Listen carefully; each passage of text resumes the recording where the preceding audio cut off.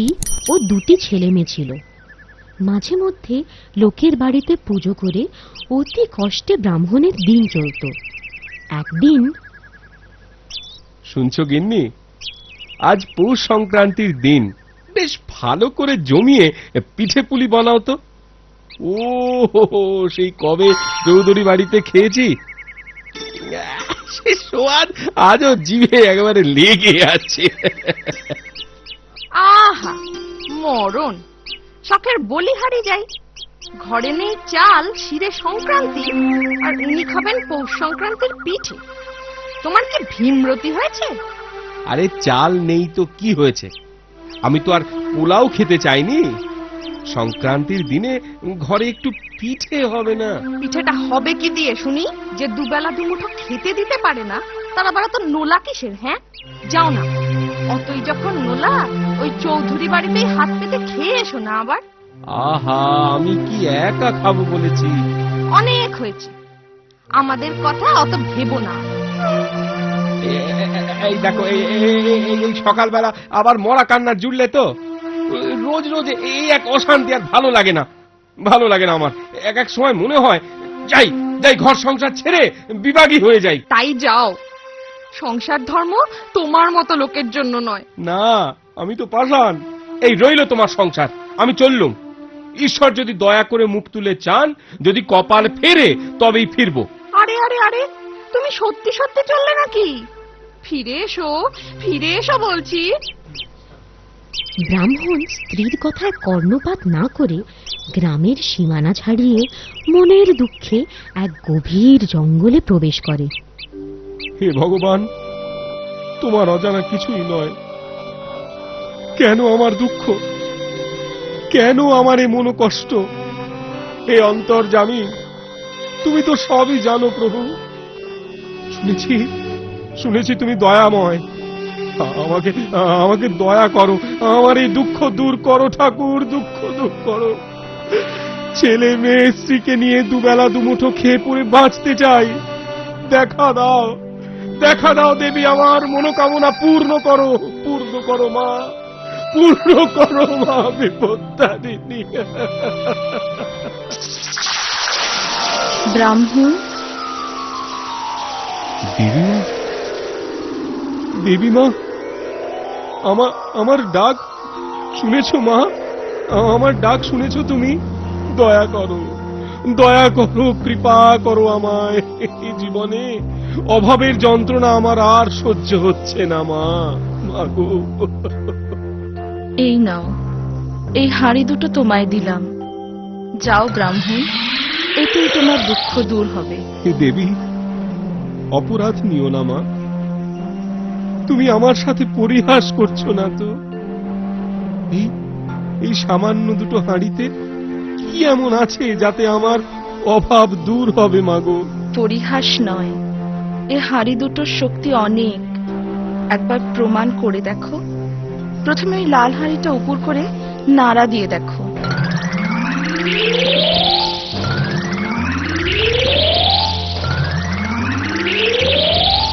একি একি, এ তো এক আশ্চর্য হাঁড়ি। আর আর ওই হাঁড়িটা, ওই নীল হাঁড়িটায় কি আছে দেবী? ওই নীল হাঁড়িতে আছে কিছু অবাধ্য ভূত। ওরা মারামারিতে খুবই পারদর্শী। বাপরে, তাহলে হাঁড়ি খুলে কাজ নেই বাবা।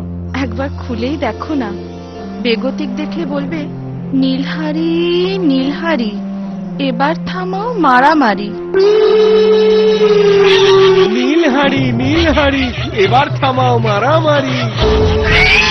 কি ব্রাহ্মণ, দেখলে তো হাঁড়ি দুটোর ক্ষমতা? যাও, ঘরে ফিরে গিয়ে সুখের সংসার করো। প্রণাম, তোমায় শত কোটি প্রণাম দেবী।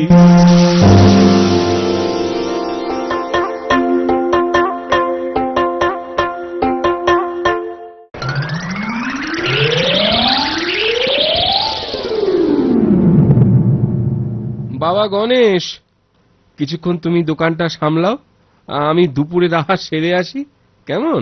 ঠিক আছে বাবা।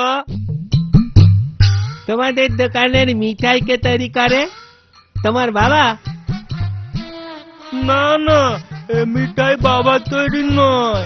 তবে কি তোমার মা? না না, মাও নয়। তাহলে নিশ্চয় এ মিঠাই বানাতে অতি দক্ষ কারিগর রেখেছ। না, কোনো কারিগর নেই আমাদের। তুমি কি মস্করা করছো আমার সাথে? তোমার মা বাবা কেউ মিঠাই বানায় না, কারিগরও নেই।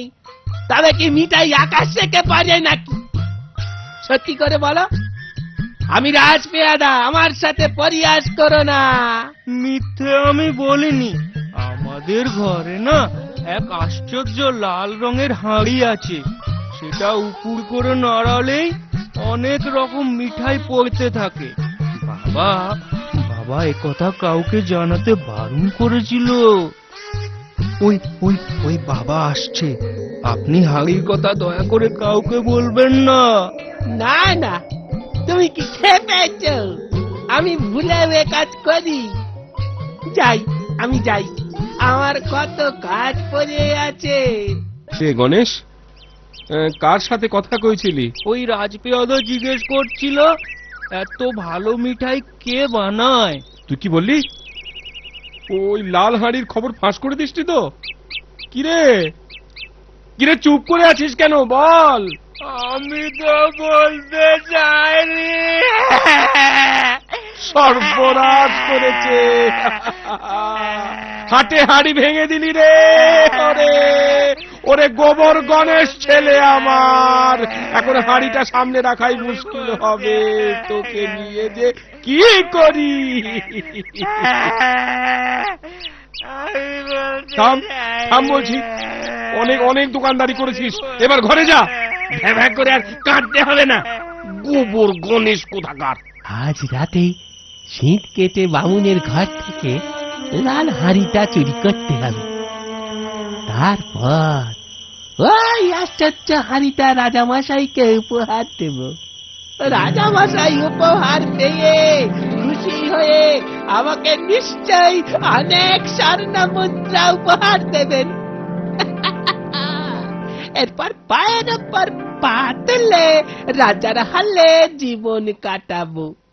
বামুনের মতো দিন রাত দোকানদারি করা আমার পোষাবে না।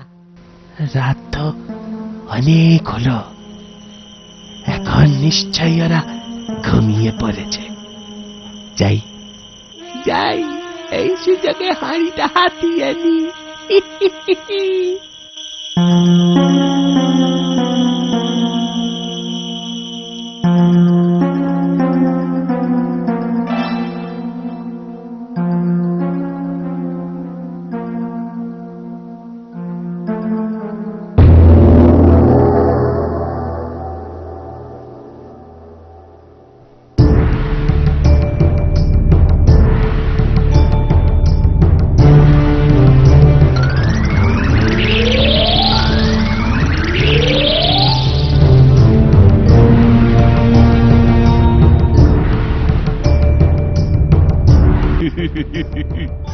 আশ্চর্য হাঁড়ি বাটে। বাহ বাহ বাহ বাহ বাহ বাহ বাহ, অমৃত অমৃত। এ স্বাদ পূর্বে কোনো মিঠাইয়ে পাইনি। কিন্তু মিঠাই তো আমি আহারের শেষ পাতে গ্রহণ করি। তুমি কি আমাকে এমন করে হাঁড়ি এনে দিতে পারো যা থেকে পোলাও, কালিয়া, আমিষ আহার পাবো? আগে মহারাজের যখন ইচ্ছে চেষ্টা করে দেখতে পারি। সেই ভালো। এই হাঁড়ি পেয়ে খুশি হয়ে আমি তোমায় 100 রূপোর মুদ্রা পুরস্কার দিলাম। আয় নাও। আর ওই আমিষ হাঁড়ি যদি এনে দিতে পারো তো তোমায় আমি 1000 স্বর্ণ মুদ্রা পুরস্কার দেব। যথা আজ্ঞা মহারাজ। দেখলে তো গিন্নি, যা ভয় পেয়েছিলাম তাই হলো। তোমার গোবর গণেশ ছেলের জন্য সব শেষ হয়ে গেল। লাল হাঁড়িটা নিশ্চয়ই ওই পেয়াদাই চুরি করেছে। কি হবে এখন? ওই হাড়িটাকে আর উদ্ধার করা যাবে না? একটা উপায় বার করো না। একটা বুদ্ধি আমার মাথায় এসেছে।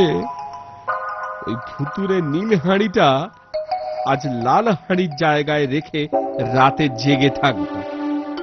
লোভে পড়ে ওই চোর পেয়াদা আবার আসতে পারে, হ্যাঁ? আসলে মজা টের পাবে। চুপি চুপি আমি ওর পিছু নেব, দেখব কোথায় যায়, তবেই জানতে পারবো লাল মিঠাইয়ের হাঁড়িটা কোথায় আছে। দেখো আবার বিপদে না পড়ো। হ্যাঁ, হ্যাঁ, দেখো না কি হয় এবার। আমি নই, এইবার বিপদে পড়ার পালা ওই চোর পেয়াদার। চুরির মজা হারে হারে টের পাবে। শয়তান রে!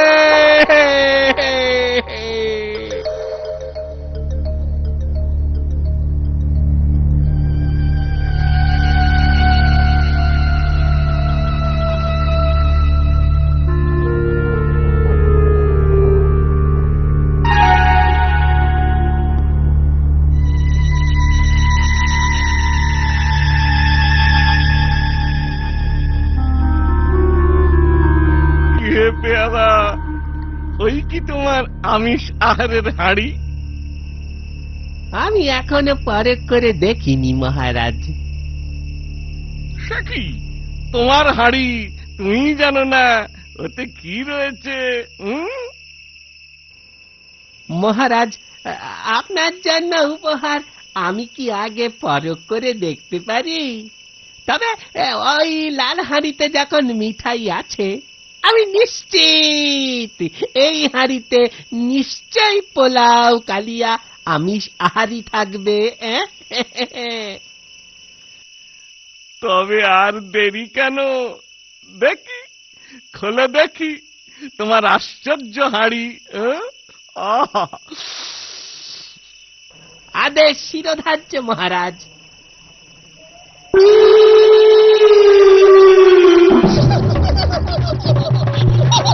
ওরে বাবা রে, ওরে বাবা রে, গেলাম রে।